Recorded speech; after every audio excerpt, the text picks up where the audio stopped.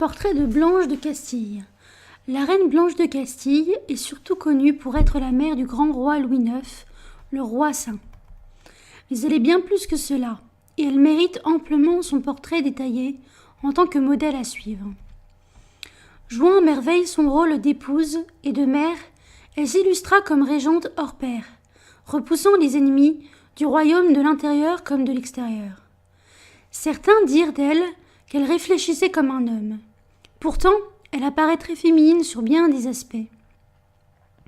Son rapport à la religion l'influença beaucoup, et elle joua en son temps un rôle primordial dans les relations internationales, comme peu de femmes en ont joué au cours de l'histoire de France. Elle sut jouer de sa féminité, montrant que l'on peut faire de la politique en étant pleinement femme. Cependant, elle fut également un personnage au caractère bien trempé, présentant de nombreuses failles. Son amour un brin trop prononcé pour l'un de ses fils, Louis, les morts de plusieurs de ses enfants, son goût bien peu modéré pour les belles choses, sa jalousie envers sa belle-fille, etc. Ses qualités comme ses défauts firent d'elle une femme intéressante et attachante. Un parcours tout tracé. Née en 1188 en Castille, petite fille de la célèbre Aliénor d'Aquitaine, elle grandit protégée par les siens dans un univers familial chaleureux. Néanmoins, dès son plus jeune âge, elle évolua dans un climat politique hostile du fait des conflits entre la Castille et les royaumes voisins. Elle bénéficia d'une éducation exemplaire, propre à son rang. En 1200, sa grand-mère débarqua au château familial dans sa quête d'une future femme pour le fils de Philippe Auguste. Blanche fut choisie au détriment de sa sœur aînée. Par ce mariage, Aliénor d'Aquitaine permit à ses descendants de régner sur 3 royaumes, ceux d'Angleterre, de France et de Castille. Ce mariage fut considéré comme le dernier coup politique de grande ampleur d'Aliénor. Alors qu'elle n'eut que 12 ans, Blanche fut donc mariée au futur Louis VIII. Le mariage fut célébré en grande pompe, mais du fait du jeune âge des mariés, il ne fut bien entendu momentanément pas consommé. Il fallut attendre l'âge des 17 ans de Blanche pour que le mariage devienne effectif. Il fut célébré dans le fief de Normandie, alors que le royaume de France était toujours sous le coup de l'interdit du pape Innocent III, le roi Philippe Auguste s'étant rendu coupable de bigamie. Ce mariage arrangé fut néanmoins très heureux, et Blanche se révéla née pour l'enfantement et douée pour l'éducation des enfants. En effet, le couple royal eut en tout 12 enfants. Blanche s'en occupa au quotidien, les allaitant elle-même, ce qui était rare à l'époque pour une dame de son rang. Seulement 5 de ses enfants, 4 garçons et une fille, atteignirent l'âge adulte. Cela nous paraît effroyable, et on peine à imaginer comment une mère peut survivre à autant de deuil. Pourtant, la situation de Blanche et de son époux fut loin d'être un cas isolé car malheureusement, la mortalité infantile était à cette période historique très élevée. Son mari monta sur le trône en 1223 et mourut 3 ans plus tard de dysenterie sur le champ de bataille dans le sud-ouest du royaume de France en combattant les cathares. Blanche se retrouva donc veuve à l'âge de 38 ans. Son fils Louis, né en 1214, année de la célèbre bataille de Bouvines, héritier du trône, n'avait alors que 12 ans. Il ne put donc gouverner. C'est pourquoi Blanche fut nommée régente. C'est en 1235 que sa régence se termina, alors que son fils Louis atteignit la majorité, c'est-à-dire l'âge de 21 ans. Néanmoins, quelques années plus tard, en 1248, voulant partir en croisade, Louis IX confia de nouveau la régence du royaume à sa mère, régence qu'elle exerça jusqu'à sa mort. Épouse dévouée et mère poule. Blanche de Castille fut d'abord et avant tout une épouse dévouée à son époux. Fidèles l'un à l'autre, ils se soutinrent dans tous les aspects de la vie. Éclipsée à la fois par la renommée de son père, Philippe Auguste, et de son fils, Saint Louis, Louis VIII, surnommé en son temps le Lion, valut vraiment le détour. Il fut un soldat hors pair et un authentique catholique. Il permit tout d'abord au royaume de France de reprendre une bonne partie de l'Aquitaine aux Anglais.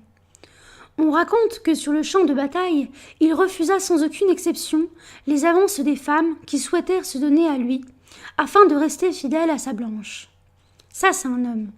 Ça, c'est un catholique. Leur mariage fut heureux et fécond. Les quelques années qui séparèrent les multiples grossesses de Blanche s'expliquèrent probablement par l'allaitement prolongé prodigué par Blanche en personne à ses enfants. Rappelons que l'allaitement était alors fortement conseillé par l'Église, comme aujourd'hui d'ailleurs. Mais après 24 ans de mariage, Louis VIII mourut sur le champ de bataille, laissant Blanche, veuve à 38 ans, enceinte. Il importe de rappeler que ce fut grâce à l'insistance de Blanche, à son chantage, qu'en 1217, le roi Philippe Auguste alla à la rescousse de son fils, Louis VIII, alors retenu en otage en territoire anglais. En effet, après lui avoir offert leur trône, les Anglais se ravisèrent finalement pour le donner au fils de Jean sans Terre et refusèrent de le laisser regagner le royaume de France. Par ailleurs, Blanche n'hésita pas une seconde à se rendre elle-même à Calais pour le récupérer. Là où le courage manque, la ténacité surprend. Cependant, Blanche est à l'heure actuelle surtout connue pour sa relation particulière qu'elle entretint avec son fils Louis. Elle l'aima, le protégea et l'éduqua. Elle dit même de lui qu'elle préférait le voir mort plutôt que le voir commettre un péché mortel. On peut trouver cela exagéré, mais c'est probablement grâce à l'éducation que Blanche lui inculqua que Louis IX est encore aujourd'hui le seul roi de France à avoir été canonisé. Authentique catholique et animal politique. Fervente catholique, Blanche développa rapidement une appétence pour la politique et se révéla très douée. Philippe Auguste, son beau-père, fit d'ailleurs appel à ses conseils avisés pendant son règne. Sa régence fut mouvementée, car les grands vassaux, avec le soutien de Thibaut de Champagne, amoureux et conduit, profitèrent de l'instabilité de la situation pour comploter et tenter d'affaiblir le pouvoir de la couronne. Ainsi, ils contestèrent l'autorité de Blanche. Mais la victoire de l'armée royale en 1229 mit fin à cette insurrection féodale. Tout en préservant sa chasteté et son honneur, Blanche n'hésita pas à user de ses charmes pour calmer l'ardeur de certains arrivistes afin de préserver la paix civile. Ses ennemis n'hésitèrent d'ailleurs pas à remettre en cause à de multiples occasions sa chasteté. Mais Blanche resta de marbre. Elle choisit la future femme de son fils Louis, futur souverain, et le fit après mûre réflexion. Son choix ne fut pas anodin et entra dans une optique de politique centralisatrice. En choisissant Marguerite de Provence, elle espéra agrandir le royaume de France en lui incorporant le comté de Provence, resté indépendant. D'ailleurs, ce qui importe peut-être le plus de rappeler de cette grande figure de l'histoire de France, en tant que personnage politique, c'est justement son rapport avec sa belle-fille, la femme de Louis IX, Marguerite de Provence.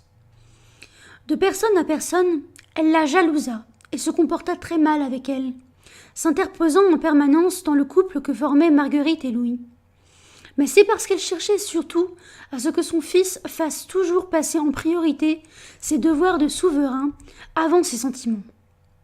De plus, lorsque sa belle-fille se trouva en réelle mauvaise posture, n'arrivant pas à tomber enceinte et donc à donner une descendance au roi, et alors que les commérages allèrent bon train et que l'idée de répudiation commença à circuler au sein de la cour, Blanche n'hésita pas une seconde à mettre ses opinions personnelles de côté et à prendre les choses en main.